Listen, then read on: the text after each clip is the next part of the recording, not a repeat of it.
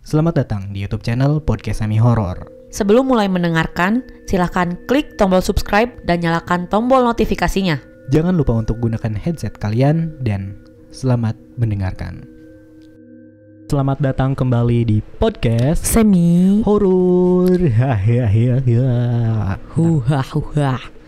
Wih. Kita sudah memasuki. Rambut gua selepek banget kayak Charlie. Charlie Van Houten. Charlie zaman dulu. Udah lah ya. Tadi habis hujan-hujanan soalnya guys, di luar masih hujan. Hujan banget. Hujan terus, Deng. Hujannya di luar, basahnya di pipi. Hujannya di luar, basahnya di kamar mandi. Mana hujan? Becek. Ada ojek. Di episode 64 ya. Yo main. Episode 64 kali ini bakal bacain sebuah cerita nih. Yah. Sebuah cerita dari Facebook. Anjay. Ibu-ibu Facebook. Apa yang aku kirim cerita ini bukan cerita sembarangan, melainkan satu dari banyaknya kenangan yang gak bakal pernah gue lupain seumur hidup gue. Kenangan buruk atau baik gue gak bisa menilainya, karena gue percaya di balik setiap kejadian pasti ada pelajaran berharga, termasuk cerita gue kali ini. Gue cuma mau nyampein, gue gak bisa ngasih tahu di mana atau siapa gue, karena gue mau tetap jadi seseorang yang anonim lah gitu, misterius. Anjay. Kejadian ini terjadi pada tahun 2003. Gue tinggal di sebuah kecamatan dengan 2 desa yang masih terjaga keasriannya. Jalanan belum ada yang diaspal, jarak antar rumah tetangga terpisah jauh oleh kebun-kebun milik satu warga dengan warga yang lain. Bisa dibilang desa ini masih orisinil lah.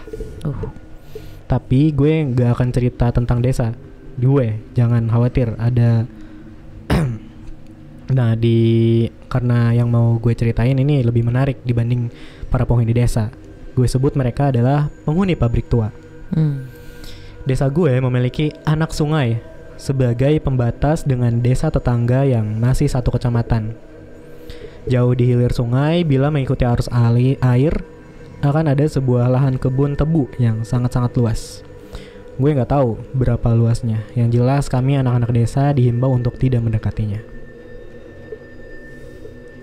Tepat di barat ujung lahan tebu, berdirilah sebuah pabrik gula. Saat ini pabrik itu sudah lama tidak beroperasi lagi. Pabrik gula ini memiliki luas yang juga tidak kalah besar dibanding lahan kebunnya. Di pabrik ini pekerjanya banyak dari warga desa kami dan desa tetangga. Pabrik gula ini sudah ada semenjak zaman Belanda, sehingga tidak mengejutkan bila bangunannya masih terkesan kuno. Bahkan di samping pabrik didirikan sebuah perumahan kecil. Perumahan ini berfungsi sebagai para pekerja pabrik yang datang dari luar kota gitu, tempat tinggalnya. Sebagai tempat tinggal gitu. Sebegitu besarnya pabrik gula ini sampai dibuat 4 zona.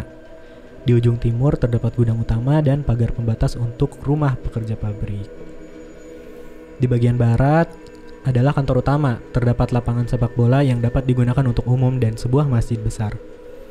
Zona utara terdapat ruang produksi, besarnya 2 kali lipat dari zona timur. Dan ada lapangan tenis, namun hanya untuk pribadi aja, buat karyawan pabrik gitu. Terdapat juga sekolah TK. Gaya bangunannya bergaya Eropa. Sekolah ini dibuat pabrik untuk anak para pekerja dan untuk umum gitu. Balik lagi ke zona selatan yang akan jadi latar utama cerita kali ini. Zona selatan adalah zona pabrik yang hampir tidak digunakan lagi. Karena dulu sebelum gue lahir, zona selatan adalah zona yang menjadi saksi kebakaran hebat. Sehingga tempat ini adalah tempat paling terbengkalai. Apa aja sih yang ada di zona selatan? Nah, di zona selatan ini terletak sebuah gudang utama sebelum pindah ke zona timur. Selain itu ada beberapa kolam yang digunakan untuk menampung limbah. Ada juga tempat timbangan sebelum barang dikirim keluar. Semua itu ada di zona selatan. Namun zona selatan adalah zona di mana banyak kejadian misterius terjadi. Bisa dibilang zona selatan adalah zona dengan penjagaan dari satpam yang paling rentan, sehingga masyarakat desa biasa menggunakan jalanan ini untuk ke lapangan atau ke masjid, atau bahkan ke desa tetangga. Ini adalah sedikit gambaran tentang pabrik gula ini. Dari sini, seperti gue bilang tadi, kejadian ini terjadi pada tahun 2003. Waktu itu gue masih menginjak bangku SD kelas 3. Nah, gue cuma anak-anak biasa yang tumbuh seperti anak-anak yang lain. Namun, entah apakah saat itu adalah hari sial bagi gue, karena ada sesuatu yang lain yang tampak tertarik dengan gue. Gue masih inget banget, hari itu adalah hari Kamis sore. Ada hal yang anak-anak desa gue lakukan setiap sore menjelang maghrib, yaitu bermain bola di lapangan. Masalahnya adalah gak ada lapangan di desa gue, hanya pohon rindang dan perkebunan warga. Jadi akhirnya kami menggunakan lapangan lain. Kami menyebutnya dengan lapangan pabrik. Lapangan pabrik adalah sebuah lapangan yang dibangun oleh pabrik, awalnya untuk para karyawan, namun bergeser menjadi lapangan untuk para warga. Saat ini lapangannya digunakan untuk umum, karena lapangan pabrik ada di zona barat, sedangkan letak desa gue jauh di timur pabrik. Maka kami harus memutar untuk sampai ke lapangan. Dan zona selatanlah yang paling dekat bila ditempuh dengan jalan kaki. Terdapat jalan setapak dari aspal di zona selatan. Maka ketika kami lewati jalan itu, kami bisa melihat dengan jelas bangunan gudang-gudang tua yang dulu pernah menjadi saksi tragedi kebakaran hebat. Juga kolam-kolam limbah bekas pabrik. Sejujurnya para orang tua di desa gue nggak menganjurkan kami melewati zona selatan pabrik ini, karena konon tempat itu adalah tempat yang angker untuk dilewati anak-anak. Namun daripada kami harus jalan memutar lebih jauh, kami akhirnya tetap memilih jalur itu. Kami sampai di lapangan jam 3:30 sore dan akan pulang sebelum azan maghrib. Masjid di dekat lapangan berkumandang gitu. Waktu itu kami keasyikan nih main bola, sehingga ketika kami sadar azan maghrib tuh berkumandang dan hari udah mulai berganti menjadi malam gitu. Kami segera mengakhiri permainan dan berduyun-duyun untuk pulang. Kemana kami lewat? Zona selatan, yang waktu itu sangat-sangat gelap dan mencekam. Padahal waktu itu masih jam 5:30 sore. Kami berusaha menjaga lisan dan sikap saat melewati jalan itu, seperti perintah dari orang tua kami. Setelah melewati bangunan tua gudang lama, kami sampai di kolam limbah. Disinilah gue ingat sebuah cerita yang pernah gue dengar dari bapak dahulu. Ada seorang karyawan pabrik yang membawa anaknya untuk memanen tanaman singkong di samping kolam limbah. Anaknya masih kecil, mungkin seusia gue waktu itu. Dan ketika orang itu asyik memanen singkong, tanpa sadar anak yang beliau bawa tiba-tiba menghilang. Beliau panik lah. Sang ayah terus mencari, tanpa disadari hari udah mulai gelap dan masih belum ditemukan di mana keberadaan anaknya. Hal ini segera dilaporkan kepada satpam yang berjaga saat itu. Kemudian hal ini segera menyebar dan banyak karyawan yang ikut membantu. Sebegitu banyaknya karyawan yang ikut membantu nggak membuat sang anak yang hilang ini ketemu. Kemudian seorang berkata, mungkin aja anak itu jatuh ke kolam limbah. Sang ayah membantah, karena kolam limbah itu ditutup oleh pagar kawat sehingga nggak mungkin anak ini bisa nembus gitu. Setelah berdebat dan masih mencari, datanglah mandor yang kebetulan baru mendengar musibah itu. Beliau bertanya di mana terakhir melihat anaknya. Lalu sang mandor hanya mengangguk. Kata bapak, mandor ini adalah orang pintar lah dan bisa melihat hal-hal yang di luar logika gitu. Sang mandor ini kemudian pergi ke sebuah pohon besar di dekat kolam limbah. Setelah kembali, wajah sang mandor tampak bersimpati. Beliau hanya mengatakan, "Wes ikhlas no yo. Udah ikhlasin aja." Mendengar itu semua, orang bingung, termasuk sang ayah yang tampak emosi. Kemudian mandor menjelaskan bila anak itu ada yang ambil, dan sekarang dia udah meninggal gitu, terjatuh di dalam kolam limbah. Ayahnya masih nggak percaya dan meminta bukti bila itu benar. Mendengar hal itu, mandor itu hanya mengatakan, tunggu 7 hari. Selama 7 hari, di tempat itu diadakan pengajian, dipimpin sang mandor. Dan juga penguburan kepala kerbau, entah untuk apa. Karena kata bapak mungkin kepala kerbau itu untuk mengganti jasad sang anak yang dibawa oleh mereka. Dan benar saja, setelah penguburan kepala kerbau, jasad anak itu ditemukan mengambang di kolam limbah, namun dengan kondisi yang mengenaskan. Waduh. Semenjak saat itu, tempat itu banyak dihindari, termasuk oleh para karyawan pabrik. Kembali ke cerita, saat itu hari sudah mulai gelap. Kami masih menelusuri jalan setelah bermain bola. Kami menelusuri jalan pagar kawat kolam limbah yang sudah terlihat. Artinya sebentar lagi kami akan sampai di desa. Namun saat itu gue tiba-tiba berhenti melihat gelagat yang aneh di pagar kawat. Dan benar saja, gue melihat seekor belalang yang besar gitu. Belalangnya tuh besar, seukuran sekepal tangan lah. Tanpa berpikir panjang, gue teriak ke anak-anak yang lain, ono walang gede kui. Ada belalang besar. Anak-anak yang lain yang melihat langsung berlari untuk menangkap belalang itu. Sedikit informasi, di pabrik memang banyak belalang besar. Dan biasanya setelah tertangkap kami akan menggoreng atau membakarnya, kemudian dimakan. Tapi saat itu entah apa yang terjadi, karena saat anak-anak mulai berlari, belalang itu seolah tahu, jadi kemudian dia terbang dan menghilang. Kami semua kecewa dan akhirnya melangkah pulang. Namun siapa sangka, hanya karena hal sepele seperti itu malah mendatangkan malapetaka untuk aku dan keluargaku. Nah, sebelumnya gue cuma mau ngelurusin nih. Pabrik yang gue cerita ini bukan pabrik gula Kalibagor. Alasan kenapa gue pakai foto itu karena pabrik gula Kalibagor adalah pabrik yang hampir menyerupai, mulai dari bangunan sampai cerobong asapnya. Nih kayak gini nih gambarnya, buat kalian yang nonton di YouTube. Sedangkan pabrik yang gue ceritain ini berlokasi di Jawa Timur dan saat ini sudah diratakan dengan tanah dan mulai dibangun perumahan. Sebelumnya gue nunjukin belalang yang sebesar kepalan tangan sama anak-anak, dan anak-anak buru-buru buat nangkep belalang itu. Namun belalang itu melompat lalu menghilang begitu saja. Kondisi waktu itu hari sudah mulai gelap. Kami akhirnya melanjutkan perjalanan pulang. Gue sama sekali gak mikir akibatnya. Nah pas sampai rumah gue mandi, sholat maghrib, habis itu ngaji. Gue ngaji di sebuah surah atau tempat sholat atau musola gitu lah. Dekat rumah gak ada hal-hal istimewa yang terjadi. Sampai setelah mengaji, temen gue sebut saja Endah menghampiri gue. Endah ini cowok ya, tetangga sekaligus teman ngaji gue. Dia ini jarang ikut anak-anak desa main bola atau sekedar main bareng-bareng. Gue gak tahu alasannya apa, tapi semua anak tahu kalau Endah itu anaknya agak aneh.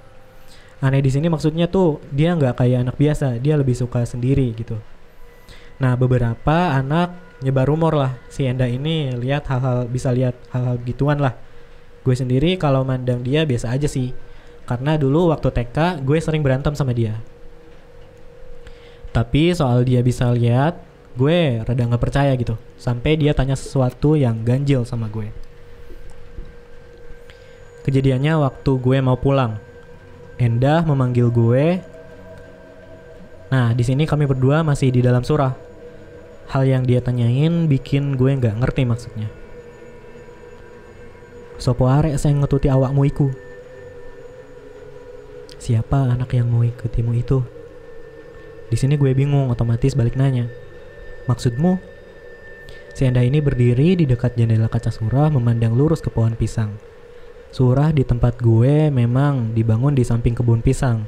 Tanah surah dibangun di atas tanah wakaf. Pemiliknya adalah kakeknya Endah, termasuk kebun pisangnya.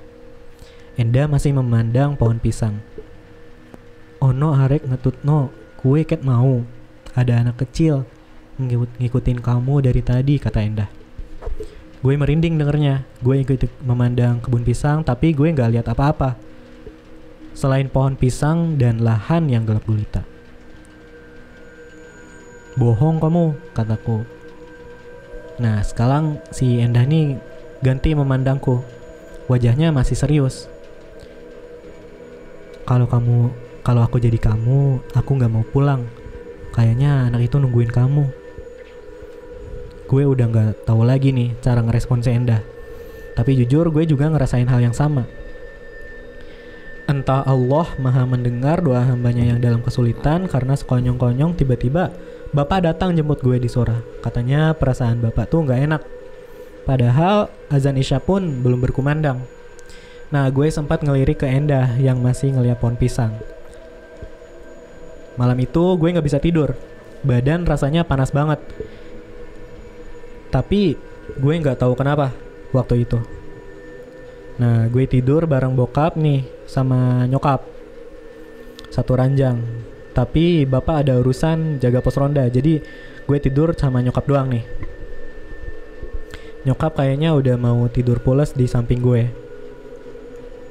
Sampai jam 1 dini hari gue masih gak bisa tidur. Seolah-olah ada perasaan yang gak enak. Tapi gue maksa buat merem. Mungkin dengan begitu gue bisa tidur. Ternyata hal ini tidak berhasil. Gue masih terjaga meski kondisi mata terpejam. Semakin lama semakin gak nyaman. Gue akhirnya membuka mata. Dan betapa kagetnya, waktu itu pas gue buka mata, di atas perut gue ada anak kecil. Botak, tubuhnya seukuran tubuh gue. Duduk dan melotot ke arah gue. Tapi dia gak ngomong apa-apa. Badan gue gak bisa gerak, nafas juga tersengal-sengal. Karena ketakutan, gue refleks, nyolek nyokap gue di samping gue. Bu, bangun bu. Ada apa nak? Gak tahu apa yang terjadi, bibir gue kayak berat buat ngomong. Nyokap semakin bingung. Begitu beliau nyentuh kepala gue yang panas, nyokap jadi makin panik. Akhirnya gue bisa melawan rasa takut gue dan coba ngomong kalau sekarang ada makhluk yang duduk di atas perut gue. Posisi gue tidur menghadap atas. Tapi alih-alih gue ngomong, gue malah ngomong, Bu, bacakan Al-Fatihah. Bacakan bu. Dengar gue ngomong itu, nyokap akhirnya pergi. Beliau kembali sama bapak yang wajahnya agak kalah panik. Bapak yang lihat kondisi gue akhirnya inisiatif manggil orang pinter, yang kebetulan tetangga gue. Nah, nyokap gue akhirnya baca ayat kursi nih sambil ngusap tangan gue. Sementara gue masih dipelototin nih sama si anak itu, si makhluk itu. Dia sama sekali gak bergerak sedikit pun. Bapak kembali sama seseorang yang namanya ini sebutlah Mbah Narno lah. Beliau adalah ketua dan juga orang pintar yang dipercaya. Dia buka praktek pengobatan alternatif. Tepat ketika Mbah Narno datang, anak kecil itu langsung melotot sama beliau. Tapi hanya dengan beliau ini hanya nanggepinnya dengan tanggapan santai sembari Mbah Narno mendekati gue. Nah, beliau duduk kemudian nanya nih sama gue, hari ini kamu ngapain aja sih nak? Gue masih diam dan bingung. Mbah Narno minta segelas air putih lalu beliau mendoai air putih itu. Gue yang masih rebahan dipaksa minum dengan posisi tertidur. Gue nggak tahu nih apa Mbah Narno bisa lihat makhluk ini. Karena kesannya tuh Mbah Narno kayak cuek bebek sama makhluk ini. Dan ajak gue ngobrol terus. Setelah minum anehnya gue jadi bisa ngomong lancar. Kemudian Mbah Narno baru bertanya pada makhluk itu, apa yang membuatmu datang mengganggu anak ini? Suara Mbah Narno ini keras gitu, tegas. Terdengar seperti membentak gitu. Dan makhluk ini menjawab dengan tidak kalah ngegas gitu, gak kalah marah. Anak ini sudah mengusikku. Mengusik yang bagaimana maksudmu? Binatang peliharaanku mau diambil sama anak ini. Kamu minta apa sekarang? Aku minta anak ini. Gue yang dengar kata-kata itu tiba-tiba gemetar kedinginan. Tapi dengan tegas Mbah Narno menolak keras-keras. Gak iso. Sampai awak wani jopo arek iki rungkono aku. Mene bakal taurak arit penggongmu. Tak laporno kowe gak Maharatu. Kalau sampai kamu berani ngambil anak ini, besok akan ku buat berantakan rumahmu. Akan ku laporkan kamu sama Maharatu. Gue gak tahu apa yang dimaksud Mbah Narno dengan Maharatu. Tapi gue bisa tahu setelah dengar nama itu, makhluk ini tuh langsung mau turun dari tempatnya. Wajahnya masih mendelik, memandang Mbah Narno. Tingginya hampir sama dengan tinggi gue. Begini saja, ayo kita membuat kesepakatan. Kalau sampai anak ini mengganggu tempatmu lagi, kamu bisa melakukan rencanamu. Tapi ingat, bila sampai aku tahu kamu menampakkan diri di sekitar sini lagi, aku habisi tempatmu. Gue cuma bisa lihat makhluk itu pergi, hilang begitu saja. Mbah Narno kembali memberi gue minuman yang udah didoain. Kondisi gue semakin membaik. Mbah Narno juga menjelaskan apa yang terjadi dan bagaimana bisa makhluk itu datang ke sini. Rupanya gue udah mengganggu kediamannya. Belalang yang gue tunjuk bareng teman-teman rupanya adalah belalang jadi-jadian. Ini tuh milik peliharaannya si makhluk tadi. Beliau nggak terima dengan apa yang gue lakukan sehingga mengincar gue. Sedangkan teman-teman gue nggak diincar. Mbah Narno juga menjelaskan ada alasan kenapa makhluk itu begitu ingin gue, karena gue punya darah hangat yang bahasa Jawanya itu hangat getih. Ketika beliau mau menjelaskan, rupanya bapak menghentikan Mbah Narno seolah-olah bapak gak mau gue denger itu. Lain kali gue bakal ceritain hangat getih itu apa. Intinya Mbah Narno mulai sekarang akan mengawasi gue dan ngelarang keras gue untuk mendekati tempat itu lagi. Bahkan ngelewat aja pun gak dibolehin. Akhirnya gue nurut. Dasarnya gue emang penurut. Lalu apakah semuanya berhenti sampai di sini? Tidak semudah itu. Gue punya 2 adik. Jarak umur adik gue yang pertama cuma 1,5 tahun. Sedangkan adik gue yang bungsu itu 6 tahun. Tapi kata orang-orang gue sama adik gue yang pertama sangat mirip. Bahkan banyak orang yang selalu salah membedakan kami berdua. Disinilah bencana itu datang kembali. Adik gue yang gak tahu apa-apa soal kejadian gue didatengin makhluk itu di kamar. Karena saat itu adik gue masih nginep di rumah nenek yang masih satu desa. Sehingga bapak lupa ngasih tahu soal pantangan pergi atau sekedar lewat ke kolam limbah itu. Tapi sore itu adik gue kesana. Adik gue kesana ketika ngejar layangan putus. Apakah adik gue celaka? Ternyata tidak. Karena yang didatangi oleh makhluk itu rupanya adalah gue. Apa gue akan ceritain ini? Ini akan sangat panjang. Gue coba untuk ngerangkum. Yang gue ingat adalah waktu itu sore hari. Gue ngeringkuk di atas ranjang sendirian. Gue baru aja nangis seharian karena pagi tadi nyokap pamit buat kerja keluar kota. Karena waktu itu ekonomi keluarga gue benar-benar lagi hancur-hancurnya gitu, lagi buruk. Nyokap kerja buat bantu bapak. Bayangin aja gue masih kelas 3 SD dan nyokap gak ada. Nyokap bilang akan balik sebulan sekali. Tapi bagi gue itu gak cukup. Karena gue gak bisa jauh-jauh dari nyokap. Gak ada yang tahu gue nangis seharian. Termasuk 2 adik gue yang lebih kecil. Mungkin karena mereka belum tahu apa-apa. Bapak bangunin gue nih pas azan maghrib. Beliau menyuruh gue mandi, habis itu sholat, kemudian ngaji. Tapi ada yang aneh nih sama badan gue. Karena nggak tahu kenapa badan gue kayak berat banget gitu. Jangankan untuk berdiri, buat duduk aja gue nggak sanggup. Nah akhirnya di sini gue cuma bisa rebahan sambil manggil bapak. Nah si bapak ini datang, tanya kenapa nih. Gue bangun dan akhirnya gue cerita. Pas bapak periksa kening gue, beliau kaget karena badan gue panas banget. Adik gue yang paling kecil ikut sama nenek. Jadi di rumah cuma ada bapak sama adik gue yang pertama. Waktu itu lihat adik gue di belakangnya ada makhluk tersebut. Gue takut, gue cuma nangis, bapak pun kebingungan. Bapak terus mijitin gue, bapak baru sadar waktu itu. Akhirnya gue bilang, anak itu di sini pak. Mendengar hal itu, bapak langsung pergi ke rumah Mbah Narno. Dia nyuruh adik gue yang kecil jagain gue. Gak henti-hentinya makhluk ini melototin gue. Gue udah takut sekali dan adik gue gak paham apa-apa. Tapi di sela waktu itu gue beraniin buat ngomong sama makhluk itu. Ngomongnya gak pakai mulut, tapi kayak gue ngomong pakai semacam batin gitu. Gue coba komunikasi. Kenapa kamu kesini lagi? Salahku apa? Kowen gak salah, tapi adikmu salah. Adikku. Adik kamu mengganggu tempatku, jadi aku nutut hal itu sama kamu. Terus kamu minta apa lagi? Awakmu. Gue semakin takut. Waktu itu makhluk itu ngomong kayak gitu. Kalau aku gak mau, adikmu tak guwo. Adikmu saya bawa.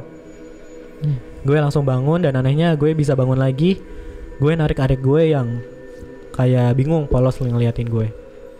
Jangan. Gue teriak sambil nangis. Ikut aku saja. Kamu gak akan menangis lagi. Banyak teman di sana. Makhluk itu masih bicara. Wes. Ojo rungkono. Bujuk rayune demit. Udah, jangan dengarkan bujuk rayu iblis. Mbah Narno melotot sama makhluk itu. Aku menuntut janjimu. Tempatku baru saja dirusak sama saudaranya. Gak iso. Mbah Narno berteriak marah.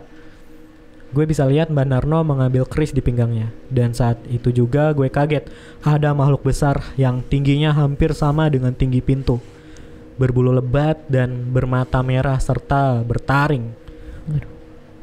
Makhluk itu tepat berdiri di belakang Mbah Narno. Tampaknya itu perewangannya. Gue semakin takut waktu itu.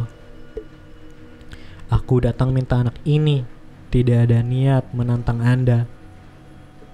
Tapi ingat, saya tidak akan mundur sebelum mendapatkannya. Gue gak tahu apa yang terjadi. Tiba-tiba gue seperti dipukul keras banget. Kalau kata bapak yang menyaksikan waktu itu, badan gue katanya ditabrakan ke tembok. Entah oleh siapa. Begitu gue bangun, gue ngeliat mata bapak tuh merah. Tampaknya bapak baru saja menangis. Mbah Narno di samping gue, beliau tampak bersimpati. Gue masih gak tahu apa-apa, kayak linglung gitu. Gue juga lihat ada istri Mbah Narno. Kamu kangen ibu gak nak? Kata Mbah Narno. Gue bingung kok bisa tahu.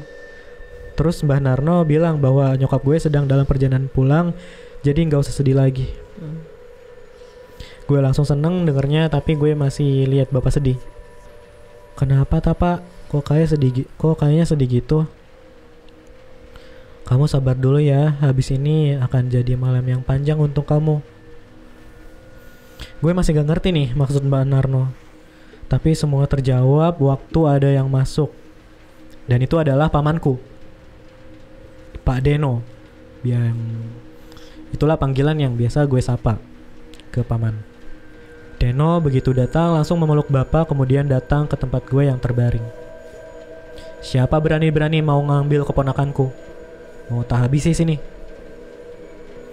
Gue gak pernah lihat paman semarah ini. Di antara keluarga besar gue, sejak kecil semua orang desa tahu kalau Mbah Narno adalah tetua dan orang pintar di sini. Maka Deno, yaitu om gue, adalah juru kunci desa gue. Mbah Narno dan Deno berbicara berdua. Tapi gue gak bisa denger yang mereka omongin. Katanya makhluk itu ada di dalam tubuh gue. Gue kaget bukan kepala waktu denger, karena gue sendiri gak ngerasain apa-apa. Mbah Narno juga membahas kalau gue getih anget. Jadinya makhluk itu gak bisa ambil alih tubuh, hanya berdiam diri di tubuh gue gitu. Biarpun makhluk itu gak bisa diapa-apakan sama Mbah Narno. Mbah Narno juga sudah mencoba memberi perintah sama Joko Gemblung, yang gue perkirakan makhluk hitam tadi itu, yang tingginya sepintu. Tapi makhluk itu lebih licik. Kalau dia ingin melukai dia, maka gue juga akan kena imbasnya gitu. Karena makhluk itu bersembunyi di dalam tubuh gue. Wajah Deno merah padam. Paman ya Deno ini. Wajah paman ini merah padam. Beliau meminta air dicampur garam dan terus menerus berkumur dengan itu sambil sesekali bertanya hal aneh ke arah gue. Pertanyaan itu seperti seputar, "Sopo koen? Siapa kamu?" gitu. "Tak hancurkan kamu bila berani menyentuh keluargaku." Mbah Narno hanya bilang bahwa harus sabar. Mereka nggak bisa berbuat apa-apa sebelum nyokap gue balik. Jam 5 subuh nyokap baru datang, wajahnya sedih mau nangis. Begitu dikabari, beliau langsung nyari bus untuk pulang. Gue ingat waktu itu nyokap langsung meluk gue nggak henti-henti. Mbah Narno yang pertama berdiri, beliau bilang kalau mobil di luar sudah menunggu. Nah, gue ini tambah bingung nih, apa maksudnya ada mobil nih di luar? Ternyata ada mobil carry tua menunggu kami. Mbah Narno dan paman masuk, kemudian gue dan nyokap, bapak cuma berpesan agar gue kuat gitu. Nah, gue digendong nih ke mobil, tapi bapak nggak ikut karena mobilnya terbatas. Selain itu ada adik gue yang nggak bisa merasakan kalau ada makhluk di tubuh gue gitu. Tapi gue bisa tahu kalau badan gue lumpuh, nggak bisa diapa-apain. Berangkatlah gue nih di dalam mobil. Nah, sepanjang perjalanan gue cuma dipeluk nyokap sambil nangis. Mbah Narno sama Deno cuma diem nih. Gue akhirnya nanya nih, "Ini mau kemana?" "Jauh," jawab paman ketus dengan nada ketus. Gue gak ingat sepanjang perjalanan. Yang gue tahu tuh cuma perjalanannya tuh lama banget, hampir 6 jam. Terakhir sebelum sampai, gue masuk ke jalanan yang samping kiri kanannya tuh hutan. Singkat cerita, sampailah gue di sebuah rumah di daerah kampung. Kampungnya sendiri masuk ke hutan. Kiri kanan rumah sederhana dari bambu. Kampungnya sendiri tuh masuk hutan. Kiri kanan rumah sederhana dari bambu. Gue masih bingung nih. Ketika mobil berhenti, gue bisa lihat seseorang keluar dari sebuah rumah gubuk. Perempuan sudah tua, di bibirnya ada warna merah-merah dan ngeliatin gue dari keluar mobil. Wajahnya tua sekali, mungkin umurnya udah 70-an atau lebih. Dia bicara pakai bahasa Jawa medok. "Ambilkan aku daun kelor, nak." Dia bicara sama perempuan, umurnya mungkin 15 tahun, masih muda. Dan begitu dia megang daun kelor, dia menghampiri gue nih. Lalu dipukulkanlah itu daun kelor ke kaki gue, ke tangan gue. Di situ anehnya gue langsung bisa berdiri setelah itu. Mbah Narno sama Deno mencium tangan wanita asing itu. Sebelum bicara, orang itu sudah tahu semuanya. Dan bahkan dia udah tahu siapa yang gangguin gue. Wanita itu cuma ngeliatin gue. Tampangnya gak berekspresi. Kemudian dia mengatakan, "Memang dasar anak-anaknya ular, nggak pernah diajari sopan santun, minta diinjak ini." Nah, di sini gue masih bingung nih. Di situ gue baru tahu kalau wujud makhluk itu sebenarnya adalah ular. Waduh. Mbah Narno yang pertama bicara, "Gimana ini, Nyai? Apa dipaksa keluar?" "Gak iso. Ulo iku lunyo koyok welut. Ular ini licin kayak belut. Apalagi anak ini darahnya anget. Aku aja langsung tahu sekali lihat." Wanita itu kemudian melihat Deno. "Kamu kok gak bilang punya keluarga yang kayak gini?" "Saya gak berpikir sejauh ini, Nyai. Saya kira dihilangkan saja mata batinnya sudah cukup." "Goblok. Harusnya kalau ingin benar-benar menghilangkan, gak gini caranya." Setelah itu gue dan nyokap gue disuruh istirahat di sebuah kamar. Sementara Mbah Narno, Deno atau paman dan wanita itu pergi. Sore menjelang maghrib, gue dibangunin sama nyokap nih, diajak makan, kemudian balik ke kamar. Di situ gue baru dikasih tahu kalau nama wanita yang membantu gue tadi adalah Nyai Asih. Beliau adalah bukan seorang dukun, hanya orang biasa, tapi sering dimintai tolong sama orang lain. Kabarnya beliau sakti. Nyokap tanya kapan Mbah Narno, Deno dan Nyai Asih kembali. Perempuan itu hanya bilang mungkin malam. Ini perempuan yang tadi ya, anak perempuan yang umur 15 tahun. Gue nggak tahu kemana mereka pergi. Perempuan itu tanpa mempersiapkan sesuatu yang semacam air yang diperas, entah dengan daun-daunan, entah daun apa. Ketika dia menghampiri gue, perempuan ini bilang, ini untuk menghangatkan badan. Airnya tuh keruh. Ketika diminum rasanya pahit, nyaris kayak jamu. Setelah nungguin lama sampai akhirnya gue ketiduran, gue kaget nih waktu nyokap bangunin.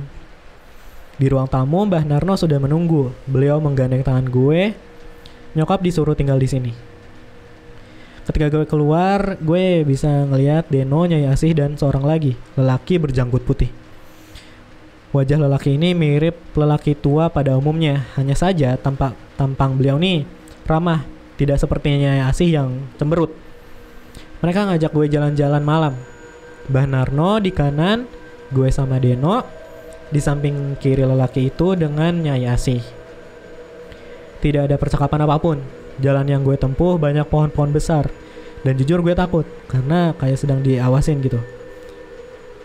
Udah gak apa-apa, ada saya di sini, kata lelaki itu. Nyai Asih hanya mengatakan kalau nyaris semua makhluk di sini membenci gue. Lebih tepatnya apa yang gue bawa, atau membenci makhluk yang ada di dalam tubuh gue. Tapi karena gue gak bisa lihat, jadi gue cuma bisa ngerasain gitu. Lama berjalan, akhirnya sampailah kita di sebuah pendopo. Semacam rumah tapi hanya ada satu ruangan. Wangi banget. Dan ketika gue masuk, gue pusing banget nih, nyaris pingsan. Tapi Nyai Asih masukin benda yang biasa dia gigit ke mulut gue. Jijik sih awalnya. Itu benda biasa digigit wanita tua itu tiba-tiba dimasukin ke mulut gue. Rasanya pahit, sangat pahit. Cokotan nih ku. Gigit aja dulu. Di dalam ruangan itu cuma ada tempat tidur di tengah gue. Nah, gue disuruh rebahan nih. Mbah Narno duduk bersila sementara Deno hanya berdiri di sisi lain nih. Nyai Asih dan lelaki asing itu mengawasi dari pinggir. Setelah semua pintu dan jendela ditutup, gue bisa mencium aroma bunga yang sangat menyengat. Pertama, buka mata batini, kata lelaki itu. Nyai Asih masih memandangi gue tanpa ekspresi. Sementara lelaki itu nyentuh mata gue, dia nyuruh gue merem. Nah, gue nurut nih. Gue gak bisa lihat apa-apa, cuma dengar suara Mbah Narno dan Deno komet-kamit. Pelan, kepala gue kayak ditekan, sakit. Gue sampai teriak, kepala gue kayak diinjek-injek sama orang. Padahal itu cuma tangan lelaki itu yang nempel di mata gue. Setelah gue teriak-teriak kenceng, akhirnya dilepas nih sama lelaki itu. Ruangan yang awalnya cuma diisi 4 orang, tiba-tiba jadi rame nih. Gue lihat makhluk-makhluk yang wujudnya aneh. Ada yang kepalanya mirip sapi, sampai ada yang gak punya wajah. Gue merem lagi, tapi lelaki itu ngomong kalau mereka kesini gara-gara apa yang gue bawa. Selanjutnya, lelaki itu menjelaskan dia bakal pergi dari tempat ini dengan yang lain, ninggalin gue sendirian sama makhluk-makhluk itu. Gue nangis kenceng, mereka beneran pergi. Gue yang mohon-mohon sama Mbah Narno dan Deno sama sekali gak digubris. Mereka cuma meluk gue terus pergi gitu aja, nutup pintu dan ninggalin gue sendirian di ruangan ini. Di tempat itu gue cuma meringkuk nih, nutup wajah pakai lutut. Gak bisa gue bayangin lagi nih kejadian waktu itu. Sampai sekarang gue masih lemes kalau ingat kejadian itu. Tapi anehnya gue gak diapa-apain, gue cuma dipelototin doang. Lama gue di sana hampir sepanjang malam. Kalau saya ingat gue tuh sampai gue kaget waktu itu. Ada yang gedor-gedor jendela sama pintu keras banget. Suaranya bikin gue teriak-teriak, nangis. Terakhir yang gue ingat, gue ngeliat Mbah Narno dan Deno megangin tangan dan kaki gue, sementara Nyai Asih megangin kepala gue. Nah, gimana dengan badan gue? Badan gue gak karuan. Tempat itu udah sepi lagi, tapi sakit sekali badan gue. Kayak ada ribuan makhluk yang ada di dalam tubuh gue. Gue cuma denger Nyai Asih bilang, "Tahan Ger, tahan." Rupanya semua makhluk itu baru aja dikumpulin sama Nyai Asih, Deno sama Mbah Narno. Mereka dikumpulin buat dimasukin ke tubuh gue. Iya, tubuh gue yang kecil ini diisi makhluk sebanyak itu. Gue jerit, tangan Nyai Asih rasanya panas banget, kayak bikin kulit gue melepuh. Setelah itu gue nggak inget apa-apa lagi karena pas bangun gue udah di kamar sama nyokap. Kejadian semalam kayak mimpi bagi gue. Nyai Asih masuk kamar dan kemudian duduk di samping gue. Kali ini gue bisa ngeliat dia senyum. Giginya rupanya ompong, suaranya serak. Sepertinya tuh semalam adalah hari yang melelahkan bagi beliau. Harus berteriak-teriak supaya gue tahan rasa sakit itu. Untung kamu bisa bertahan. Ular itu tidak mau pergi meskipun dihajar oleh setan sebanyak itu yang tak masukkan ke badan kamu. Di sini beliau memberitahu nih soal maksud getih anget dan kenapa Dekno dulu sempat melakukan hal itu.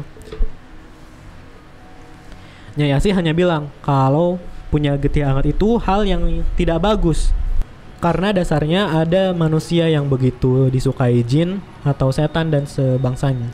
Getih hangat ini atau darah yang hangat ini bisa memancing makhluk itu untuk masuk ke dalam tubuh, menguasainya. Tapi yang jadi masalah, gak ada yang tahu apakah si getih hangat itu tiang kembar atau maksudnya itu jodoh. Begini saja, biar tidak bingung, pernah gak lihat manusia yang kerasukan jin dan jinnya tidak mau pergi? Bahkan sudah diruqyah puluhan kali tapi jinnya tidak bergeming untuk pergi. Nah, si manusia ini pastilah si getih anget dan jin ini sudah masuk. Dan itu adalah tiang kembar alias sudah berjodoh. Jadi kabarnya jin atau makhluk sebangsanya ini bisa merasuki orang-orang tertentu yang terutama dicari itu adalah si getih anget ini. Jadi seandainya begini, ada jin yang mengincar gue, kebetulan jin itu ternyata tiang kembar gue, ya udah, tamat. Nyai Asih tidak bisa berbuat apa-apa lagi. Tidak ada yang bisa dilakukan lagi kecuali mati. Saat manusia itu mati, si jin itu juga selesai. Di sini gue cukup ngeri dengerinnya nih. Nyai Asih ini bercerita pernah ada kasus ini, seorang wanita tua nih, umurnya tuh kisaran 40 tahun. Dan dia adalah getih anget. Dia diincar oleh seseorang yang kebetulan tahu bila si wanita ini tuh getih anget. Ada sebuah benda yang sengaja ditinggalkan di rumah wanita ini. Ketika dibuka, jin itu masuk ke dalam tubuhnya. Suaranya berubah dan kerjaan setiap harinya hanya meracau. Keluarganya ketakutan, mereka bahkan mengadakan pengajian rutin dan memanggil orang pintar untuk meruqyahnya. Dan hal yang bikin gue ketakutan dan ngeri adalah ketika si dibacain ayat-ayat Al-Quran nih, si jin justru ketawa, ngejek dan memberitahu kalau cara bacanya ini salah. Kemudian ikut membaca ayat itu lebih fasih. Konon katanya, dia tidak akan bisa diusir dengan cara apapun. Banyak orang yang mencoba mengusir tapi selalu gagal, sampai akhirnya dibawalah ke Nyai Asih. Jin yang masuk berusia ribuan tahun, datangnya nih dari Timur Tengah. Dan jinnya memang sedang mencari jodohnya. Kebetulan bertemulah sama wanita ini yang ternyata berjodoh. Hampir sebulan Nyai Asih mencoba berbagai cara, dari membujuk, membuat kesepakatan, tapi jin itu tidak bergeming. Bahkan jin itu mentertawai Nyai Asih dan nyebut Nyai Asih ini cuma manusia dengan ilmu secuil biji kurma. Akhirnya Nyai Asih menyerah dan wanita itu menjadi gila. Sudah tidak tertolong. Sejak saat itu Nyai Asih begitu waspada bila ada getih anget di sampingnya. Jangan sampai getih anget bertemu dengan kembarannya atau jodohnya gitu. Nah, gimana kalau si getih anget ini ketemu sama jodohnya gitu? Di sini Nyai Asih memberitahu bila si makhluk hanya dapat mendekam di dalam tubuh itu, menempel seperti parasit. Dia akan terus di sana. Karena nempel pada getih anget itu berbeda dengan menempel pada orang biasa. Getih anget tidak dapat diambil alih kesadarannya oleh sembarangan makhluk semacam itu. Jadi tuh getih anget tuh kebal terhadap kerasukan. Ada beberapa getih anget yang menggunakan keistimewaannya dengan memelihara atau lebih dikenal dengan pegangan gitu. Biasanya pegangan ini siluman dari golongan jin. Nah, terakhir jin yang memegang nama sebagai tiang kembar itu katanya sih levelnya udah bukan jin sembarangan. Biasanya ilmunya udah sangat-sangat tinggi lah. Dan umurnya udah ribuan tahun. Dan bila dia memegang wilayah, dia langsung jadi rajanya. Begitu ditakuti bangsanya. Gue yang merinding mendengarkan itu lantas bertanya, apakah selamanya gue seperti ini, diincar Nyi? Nyai Asih hanya diam, kemudian berucap, nanti, tapi bukan sekarang. Sebenarnya bisa disamarkan, tapi tidak dapat dihilangkan. Nanti Pak Ade kamu akan membawamu ke sini lagi jika sudah waktunya. Gue penasaran nih sama nasib ular yang ngerasukin gue tadi. Nyai Asih itu mengatakan, wes mari, wes ditengokno nang rojone Maharatu sudah selesai, sudah dipertemukan dengan rajanya Maharatu gitu. Sebelumnya gue pernah dengar Mbah Narmo mengatakan Maharatu. Jadi gue bertanya sama Nyai Asih nih. Beliau mengatakan bahwa pabrik gula yang luasnya seperti itu, apa dipikir hanya ditinggali satu makhluk? Di sana ada kerajaan katanya. Dan ular ini adalah anaknya dari ular yang lebih besar wujudnya. Waduh. Wanita dengan bagian bawahnya ular. Itu pun bukan rajanya. Rajanya ada di tengah-tengah pabrik antara zona timur dan zona barat. Jadi bila sudah dipertemukan dengan rajanya, biasanya ular itu akan diusir agar tidak berada di wilayahnya lagi. Kalau masih dekat, kalau masih nekat, ya selesai, ular itu dihabisi rajanya. Jujur gue masih penasaran nih maksud rajanya ini dan kerajaan yang konon ada di pabrik gula ini. Tapi gue urungkan. Yang terpenting gue udah bersih nih dan tidak akan diganggu lagi. Gue balik sama Mbah Narno, Dekno, dan nyokap. Pas di jalan gue inget nih, kenapa gue gak lihat lelaki berjanggut itu lagi. Mbah Narno tuh mengatakan kalau itu adalah jin yang selama ini ikut Nyai Asih gitu, jin muslim. Dan dia yang membantu mengeluarkan makhluk itu, alias ikut masuk ke dalam tubuh gue. Gue cuma diem. Gue kecil sekali bila dibandingkan orang-orang ini. Pengetahuan gue hanya sebatas bahwa memang ada dunia lain yang hidup berdampingan dengan gue, dengan dunia kita gitu. Selama ini ada dunia yang kita gak ketahui rupanya. Begitu sampai di rumah, adek gue dikasih tahu bapak untuk tidak bermain di dekat pabrik lagi. Termasuk gue nih dan keluarga gue. Nyokap gue ini gak jadi kerja dan akhirnya tetap tinggal di kampung sama gue. Tapi semenjak saat itu gue jadi bisa ngerasain nih gimana sih hawa keberadaan mereka gitu. Gue bisa ngerasain. Gue rada sensitif gitu sama hal-hal kayak gitu. Terakhir gue ketemu si Endah nih suatu hari dan dia bilang waktu itu lewat rumah gue dan lihat dari jauh ada wanita bertubuh ular ngeliatin rumah gue dari jauh. Kata si Endah nih temennya. Gue udah bisa merinding nih dengernya dan milih gak komentar soal itu. Lain kali gue bakal ceritain lagi soal kerajaan dan pabrik itu. Selama gue hidup sampai saat ini gue denger banyak kisah yang gak kalah bikin merinding tiap dengernya. Akhir kata pesan gue tuh, hiduplah dengan dasar bekal agama yang kuat dan terkadang selalu ingat bahwa tidak ada yang lebih besar dari kuasa Allah, karena bagaimanapun hanya dialah yang maha tahu dari segala yang ada di muka bumi ini. Akhir kata, Assalamualaikum warahmatullahi wabarakatuh. Terima kasih sudah menyimak ceritaku. Ya. Terima kasih. Terima kasih. Cerita yang gak kalah epik nih dari episode yang nolong. Episode berapa sih yang nolong korban kecelakaan buat ngasih tahu ke keluarganya, yang itu tuh masih baru kok, season 2 juga. 50-an gak? Enggak. Bentar gue cek dulu nih. Episode berawal dari cuma lihat belalang segede kepalan tangan jadi rumit gini ya ujung-ujungnya.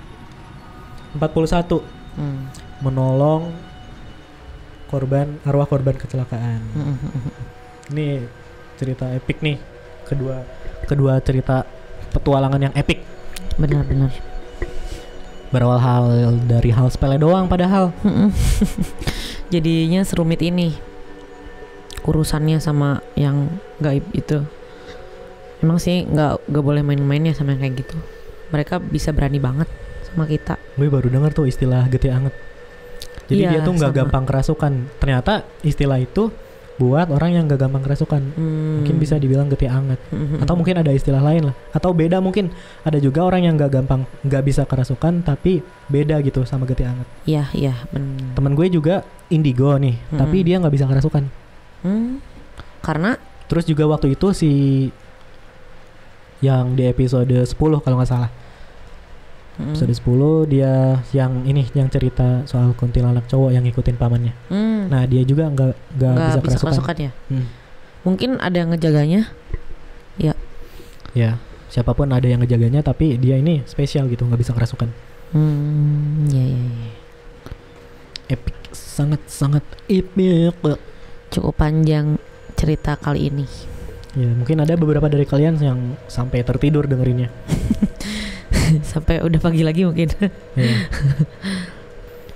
Yes, tadi pesannya udah disampaikan sama si pengirim cerita.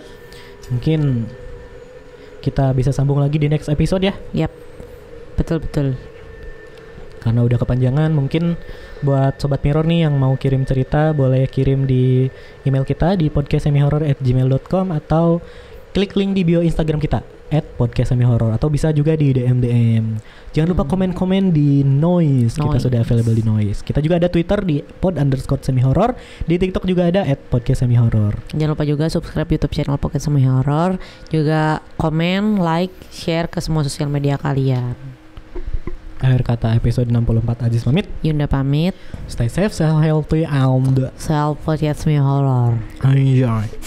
Tetap dengarkan podcast Semi. Semihorror. Kan jinnya dari Timur Tengah tadi ya. Oh iya. Podcast Semihorror. Emang Timur Tengah kayak begitu. Wan abud. Oh, mana bud.